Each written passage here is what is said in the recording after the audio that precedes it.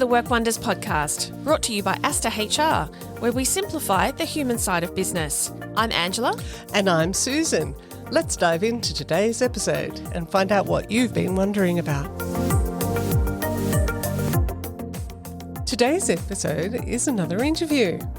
We spoke with James Parnwell, who's the director and founder of the Online Co.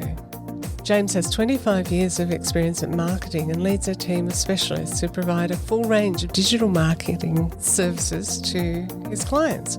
It's a wide-ranging interview. Yeah, we talked a lot about values of your business and how that can help you if you're bringing that through to different parts of managing a team. We talked about culture and even some help around managing a remote workforce, which James does, and employing family members. So let's get started. This is the Work Wonders podcast.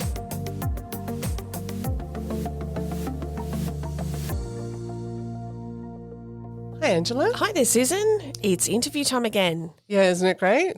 And today we have with us James Parnwell from the Online Co. Hi, James. Hi there, how you going? Good, thank you. Welcome. Great to be here. Thanks for joining us. So we're really excited to talk to you today. We know our audience love to hear the stories of everyone that we interview. So how about you kick us off and tell us a little bit more about what's led you to what you're doing today? Yeah, so my name's James Parnwell and I'm the founder of the Online Co. We're a digital marketing agency and we kicked off in 2009. Over the course of that time, I've estimated I've spoken to over 2,000 different business owners, and the overwhelming takeaway is that most people struggle with their marketing. I think marketing at the best of times is a bit of an ethereal topic. People are not sure whether it's, TV or graphic design, or is it like some sort of psychological trickery? Or, what is marketing? And then when you add the whole sort of digital revolution over the last 30 years, and it feels like everything's changed, I just think people are lost. And as a result, we've engineered a process to help people get their marketing clear and then execute it over a 12-month period. So we might get a bit more detail from you about that process. But before we do that, can you tell us what led you to doing what you're doing now, like setting up your agency? Yeah, well, I mean, when I was in school, I wanted to be an engineer. So I got into civil engineering at Sydney Uni and absolutely hated it. So I dropped out quick and then went over and did a commerce degree. And that was a real godsend. It was a good fit for me. It was a good mixture of people, creativity, and data. Mm-hmm. So, the whole engineering thing's all science. So I couldn't leave that completely. But once sort of 2009 came around and the whole digital thing was I was about to say it was established. It was well on the way to being established. I really fell in love with the idea that you could create a campaign and then measure very quickly what was happening in that campaign. So you could measure effectiveness. And that fascinated me. It was a blend of creativity and data. But in the intervening years, I ran a number of different businesses. I'd always wanted to run a business. And initially I didn't really care what that was, run a business in anything. But as I grew up and matured, I realised that it kind of does matter, that there's things you're good at and things you're not. And there's things you're passionate about and interested in and things you're not. So you've really got to align your passion and your gift with something that actually works to have a successful business. We'd agree with that, wouldn't we? Absolutely. So you'd have a team of staff, I understand, James. What sort of roles do you employ and how many staff do you have? So we've got a team of about 20. If I read the info correctly, you're a small business up until 19. I know there's different definitions, There right? is. So we're maybe a large small business or a small medium-sized business. We have 4 departments. One is an SEO department. The other is a content department, and content covers quite a range from like written content on websites through to social media content and emails. And then we have a paid media department. We call it the PPC, pay-per-click department, which looks after Google ads, Facebook ads, those sorts of things. And the 4th is a strategic management department, which is where we have a team of people that look after the clients specifically to make sure the strategies for their business are working. So they pull everything together like an account manager, but then add the extra function of being a little bit like an outsourced marketing manager. Uh-huh. So when you started out, did you have that many from the get-go, or has things grown for you over that time? No, it was just me, and in fact, I was contracting to someone else. Yep. So I fell into it in a way, and ran it out of my garage because that's the stereotype you have to work with if you're going to start a business. And I was contracting for a guy who we still work with. He's still a client, and I just started helping him grow his business effectively, and sort of a couple of years later employed someone to assist me who's still with us. So from 2011 to today, shout out to Heidi, who's an absolute legend. And that was probably 2011. Sort of by 2014, 2015, the business had really kind of stagnated. We hadn't grown much. There was a handful of contractors around. Rich was one of those, who's now our SEO manager, so he's still with us also. A couple of other people doing bits and pieces. But it was in 2015 where a few planets aligned and we started to grow properly. Yep. I gave my full attention to the business. I was doing a lot of volunteer work at my church previously that I stopped doing. April came and joined the business. We kind of reached that point which is like, oh, will I go and get a job or what should I do? I'm like, well, come and work in the business with me. And we can go down that tangent. I think that's another interesting thing. But so April's your partner. Yeah. And we hired a business coach. Right. And it was interesting that we weren't growing and we were doing a lot of the right things but hadn't assembled them correctly. It was like, and our coach said, oh, hang on, and just click, put the bits together. And we doubled in 3 months and tripled in 9 months. Wow. So it was funny how, you get competent at a whole bunch of things but just not directing them correctly. And it took someone else externally to look at that and go, oh, hang on, you should just do it this way around. And then different perspective, And it just worked from there. We've grown ever since. Yeah, it's the old on the business and in the business thing, isn't it? You're sort of swimming in this sea of your business and then someone comes along and in a helicopter and can say, well, we should move this and move that. Yeah, absolutely. Very valuable. And I think I was 19 years into my career at that point, and you're competent at a bunch of things, but what would happen is you would come up with a theory. Oh, the next evolution for our business is this. Let's try that. And so testing that process out as you either hire or do a new service or whatever it is that you're doing, that might take a year or 2 years, and then it mightn't work. Yeah, exactly. So you spent 2 years going down a path and like, oh no, hang on, that didn't work. And I was 19 years into that process going, I'm sick of this. Yep. Why don't I hire someone who is going to cost me every month, who can tell me if this is a good idea or a bad idea based on all of the businesses they've worked with. So now when we're meeting with Steve this afternoon, we fire our ideas at him and he'll just give us all the pushback and feedback to go, yes, this is good, or no, it's not, or have you asked these questions yet? And save me the 2 years of stuffing around. Exactly. And how do you put a dollar value on that? Exactly. It's quite difficult. Yeah, because you don't know what it would have happened otherwise. Yeah. We never get to see the alternative outcome. I wonder whether many people out there are using business coaches. That's good. You need a good one. That's the caveat. Absolutely. Yeah. In every industry there's the 80-20, there's the 80% average and the 20% good. Yeah. So we had our coach referred to us by someone who had a very, very successful national business. So that's how we found him. Yeah, your due diligence. That's right. Yeah. So, James, how have you found your journey in becoming a leader of a team and managing staff for your organisation? Oh, leadership and management. I would say they're two different things or two sides of the same coin, perhaps. I think we'd agree with you. Yeah, you need both.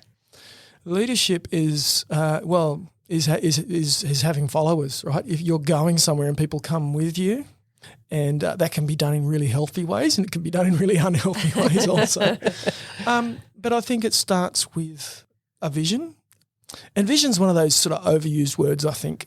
There's lots of words in the English language that sort of become meaningless because we use them so often. Yeah. True. But just to have a picture of this is where I want to be, this is where I see the business in 10 years. So a big, hairy, audacious goal, to quote Jim Collins, something big and large and seemingly unachievable, but then break that down to 3 years, 1 year, 3 months, 1 week. So then break that down so then people can see, there's this big picture and this week this is what we're doing about it. So I think the leadership is probably at the big picture of this is where we're going to go. And then the management comes down to this is what we're doing this week. Yeah, exactly. Is there something that you found quite challenging in leading a team? Is this when we talk about employing family members? Yeah. So employing family members hasn't been a challenge at all for us. And I think April and I, as life partners, sort of understand our strengths and weaknesses. And Fantastic. then go through life. She does the things she's good at. I do the things I'm good at. And so we help each other. We add to each other in that sense. So we're not competing. When it comes to work, we both have job descriptions. Yep. And we both know what each other does. Good. And they're quite different things. So she has some strengths and weaknesses, and I have, well, probably more weaknesses than strengths, but I have the things that I do. So we don't get in each other's way. And so then I think the team then know who they're talking to about things. Yes. They don't come and ask me questions that in areas I don't work in, and vice versa. Mm-hmm. We've got an operations manager as well who's now doing a lot of the granular execution of making sure the trains run on time, so to speak, as well. But two of our kids work for us as well. So Wow. Okay. they sit at the bottom of the tree, so to speak. They don't report to us. They report to managers. Right. And we encourage the managers to give them a bit of a hard time. Yeah. Like, please don't coddle them. Yeah. Yes. As a parent, I don't want them coddled. As an employer, I don't want them coddled. Yeah. And there's a big wide world out there. Yeah. Yeah. Yeah, you're not helping anybody. Exactly. Nobody wins if you're coddling them. So having that formal structure in place sounds like it really helps you to have clear boundaries and also clear expectations for not only what each of you will do, but where your team works with each of you as well. So that sounds really healthy. yeah, it should be pretty clear for them and for everybody else. How did you get into your business? Sometimes it's because you're great at a particular thing or you've got a passion for something and you know that you can do it a little better than what other people are already doing. Now that you're in business, you've discovered there's a lot more to it than just having the right skills, especially when you've hired a team. You might have learnt the financial skills that you need because you had to, basically, but where do you go to develop the HR and the leadership skills that you need? If you're feeling overwhelmed in managing people and all the other things that come with running a business, we can help you. We'll guide you through the skills you need to feel more confident in leadership. Go and check out the coaching page on our website or schedule a call with us at asterhr.com.au. Now it's back to the episode. What's one of the wonderful parts of being an employer? What's one of the most enjoyable parts to being a leader? I don't know, the camaraderie of having people with you and helping you and doing life's journey with you. And as you grow and develop, hitting some of those milestones and achieving some of the goals and knowing that we all did this together, and I just couldn't do it on my own. It's not possible. And there's people in the team that are far smarter than me at different areas. Just like April and I have strengths and weaknesses throughout the team, there's a whole bunch of strengths and weaknesses and we all complement each other. Yeah, I mean, that's a real joy, having people come along. And we're really blessed to have had people stay long term as well. So I think there's culture and there's values that cost sort of the other two things too. Definitely. Yeah. And you're obviously doing something right if they're hanging around. Yeah, so one of the early processes was around figuring out what our values are. Yeah. And I don't know, some of these things again become sort of tropes. Oh, you need to have some values, and but you really do need to have some values. You do, but you also need to show that you can live those values. Right. And everyone's on the same understanding of what that means. We come across, people who, a value might be honesty. So, for example, if I'm being honest, I might say, well, I don't like what you're wearing today. It's not really contributing to the culture. Yeah. No. So for me, that values process was informed by a bad values experience I had some 20 years ago where we sat in a room for 2 hours and workshopped our values. Came up with 5 words or 5? 12. Okay, yeah. right. 12. So 12's too many to start It's with. way too many. So I think someone had read Good to Great or one of the Jim Collins books right. and said, right, we need values. Yeah. And it's right? You do need values. Yeah. But the going shopping at Kmart for your values, sort of, I'll have this one off the shelf and that one off the shelf. There's this list, which ones will we pick? Yeah, and so integrity is always one of them. And Yes. so, Yes, yeah, exactly. With the same thing. Yeah. What I felt was that I really needed to mine my own soul to find out what I actually value. Yeah. So it's not an artificial process of this is what I want the business to be. It's like, who am I? Yeah. Exactly. It's a much deeper question. So then we didn't have values for a couple of years while I figured out what they actually were. Now, you're going to get a culture, whether you're deciding a culture or not, you're going to get a culture. Like Exactly. That's true. the team's going to decide it for you or you decide it. Yeah. So we did sit in a gap there for a while, but I just couldn't do an inauthentic, here's our list Yeah. of things. So then we just slowed that down. Then when I found them, we sat on them for another 3 years and then tweaked them. And they were tweaks, not changes. So we changed some of the words without sort of change. We changed the words to encompass some other things. Okay.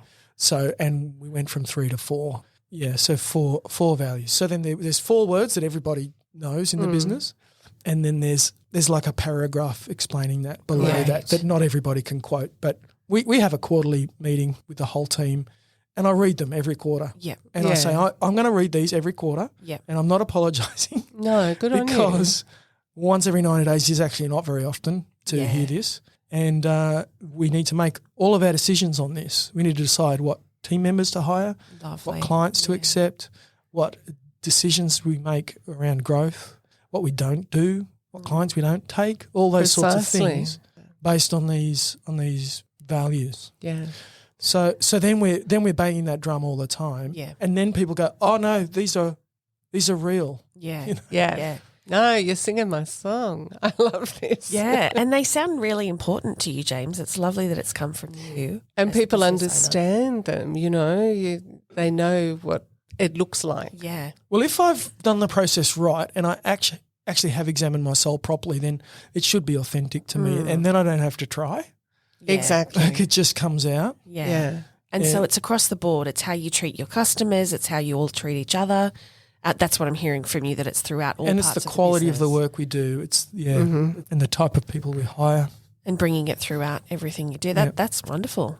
And what I love about what you said too is you get stuck on a decision or you get to a point in a project where you're not sure, you've got a couple of alternatives where you go. You've got, your checklist then, you've got your values. Well, what's going to be best serve what we've said is important to us. So well done. So one of them's family.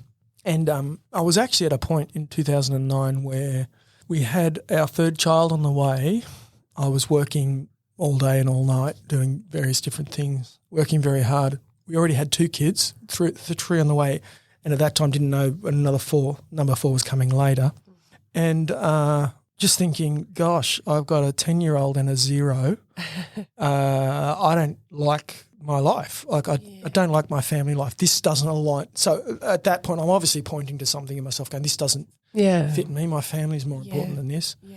And so then starting this business and growing it, we then started making decisions in line with that around, I'm going to work from home. So this is 11 years before the pandemic. We're working from home. And digitally you could. Yes. You could then. Still went and visited clients and that sort of thing. But then when we brought Heidi along, it was like, well, should we get an office? Well, that's just expensive. Heidi, why don't you work from home? Yes. And then as the years went by, it's like, so this life I have where I can go and see my kids at an athletics carnival or drop them off to school, or this flexibility I have, I can share with other people. Yeah. It's like family is a value.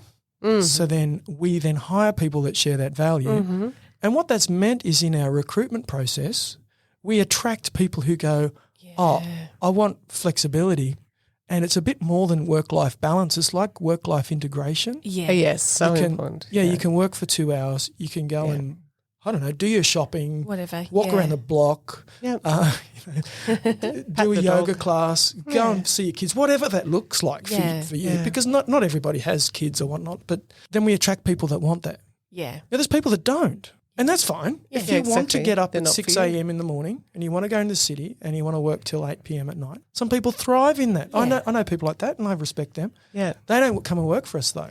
No. Yeah. But the people that do come and work for us stay because they're like, I've got an interesting job that's paying me appropriately, that gives me a life as well as Like it's ticking their boxes.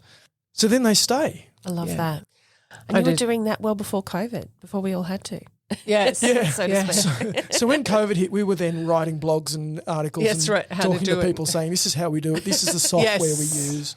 This is the processes Come we join the have. party. Yeah. So then everyone's going back to the office now and we're not. I don't think we ever will. What I'm really interested in your opinion on this is that a lot of people listening, or not a lot, hopefully, of our listeners, but some people listening will be saying, yeah, well, that's well and good for the sort of work you do. And, obviously we know that 50% of jobs can't be done from home, Yeah, of manufacturing and others. Can't drive a retail, train things like from that. home or, Exactly. But for those that can, what we observe is often happening is that people feel that they have to see them. They've got to see the team. They've got to be there, the set number of hours. They need to know that they're in the office. They feel that they're missing out if there's not, those incidental conversations happening in the office.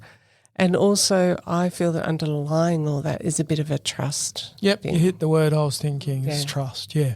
So can you talk around that a bit and your views on that? Yeah, there's a few things there. One is trust versus accountability. So you need to hold people accountable for the work they're doing. That's not a question. But you can do that in a way that's distrusting and you can do it in a way that's trusting. So all of our team log all their hours. If they do 38-hour week, they have to account for every single hour and break it down by client. So we've got dozens of clients and we need to allocate who's done the work on what client so we know that everybody's getting the right amount of attention, not too much, not too little, the amount they've paid for. That's accountability. But then trust is saying, I don't really care what time you work or where you work. You work in a cafe or you can work from home, work from wherever you want. And whenever you want within reason, like if there's a meeting, you need to be in the meeting. So we talk about 80% flexibility, 20% rigidity. There is a degree of rigidity. Can't get rid of that.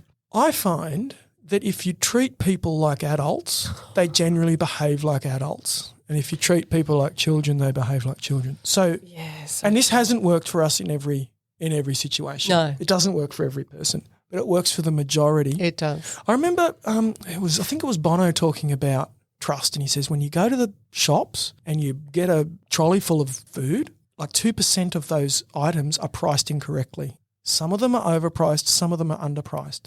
So you can go through your docket every single time and check them all off and go up and get a refund or pay the extra every time. Or you can just walk out of there and say it's sorting itself out in time. Exactly. Right? Swings and roundabouts, right? I would just rather live in a place of trust with the team. Now, people aren't going to stay with us for a decade or more if they feel micromanaged and distrusted. I mean, this is basic human relationships, whether it's with your partner in life or your children or your family or your friends. Like, that just doesn't work. So why would it work in the workplace? Yeah. But on the missing out on things, there's a cost to those incidental conversations. And there's a productivity cost. So I know our productivity is very high because I'm not standing in the kitchen over Gossiping. the coffee. Yeah, whatever. So, all right, so gossip's an issue in most workplaces. It's not in ours because where's the forum? Yeah. We don't have a forum for gossip. Now, we've tried to set a culture that cuts it Wouldn't off have as it well. anyway. Yeah. Yes. But if you're going to work remotely, you then have to be quite deliberate about your rhythms of meetings. Yes. So we will have every team has a meeting per week, and we run the EOS, the Entrepreneurial Operating System. Yeah. So then that demands we have a weekly meeting, and there's a set structure to the format, and it starts with good news and gratefulness. So everyone says, I'm grateful for the weather. Actually, we don't like the weather. That's the most boring. That means you haven't really thought about it. But I got to have lunch with a friend yesterday, so I'm grateful. Nice. Whatever that is. Yes. So then that's creating a relationship between people. Yeah. Then you get out and you check we check every single client for every single service every single week. So you know what's on track and off track at all times. Then we get into whatever the issues are and we resolve them. So then that's a working meeting, but you're together. Yeah. And then the managers will have a 15-minute catch-up with every team member one-on-one per week. Great. And then there's all sorts of incidentals. So there's a client meeting here or there's a specific innovation meeting here. There's all the other bits, but we've pinned down rhythms that nobody's ever sitting there for a week and not seeing anyone. No. I love that. Yeah. And I love that that's just ingrained in what you do. So how long have you been using the EOS? I think 2018. Yeah, 5 years. We self-implemented. Oh, okay. Yeah. I think if I was to recommend top 3 books, that Traction would be one of them. Yes. Particularly for small business, there's just a whole stack of things you don't need to reinvent. So just go and use someone else's system. You can adapt it. You don't have to follow it perfectly. We try to because it's so good, but we don't get it right. But seriously, go out and do your thing really well. Or the whole business system, you don't need to recreate that. And we'll put information about that in the show notes. We will. For anyone who wants to know more.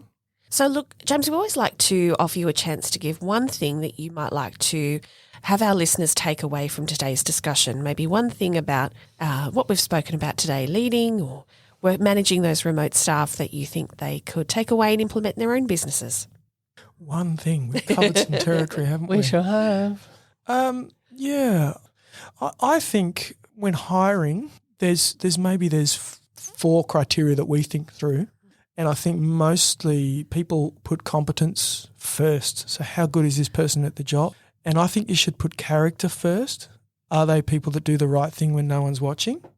High character, high competence people, so people that do both are the goal. But I would rather take a high character, mid competence or even low competence person and develop them than take a low character, high competence person. A low character, high competence person is going to do an awful lot of damage. Yeah. They're really good at their job, so they make themselves invaluable and they cause carnage in your culture.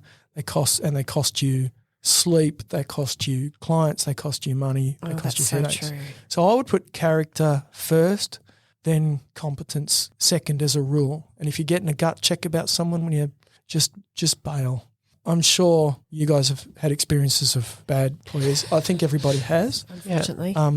We've done pretty well. We don't have many people issues, partly because we hire on character first and then train people in your competencies afterwards.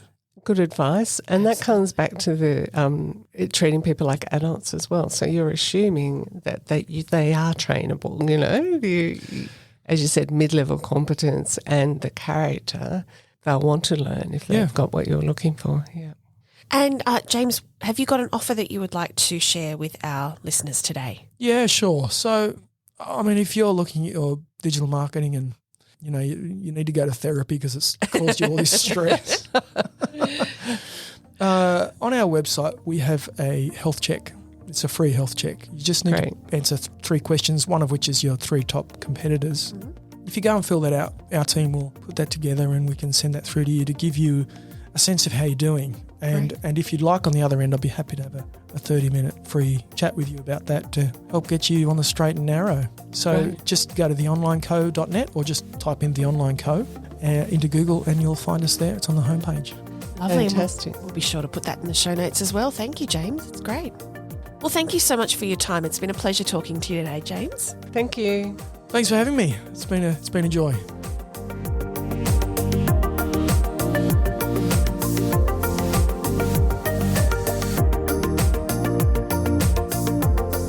Thanks for listening to the Work Wonders podcast, brought to you by Asta HR.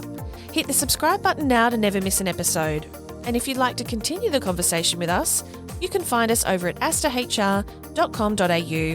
See you in the next episode.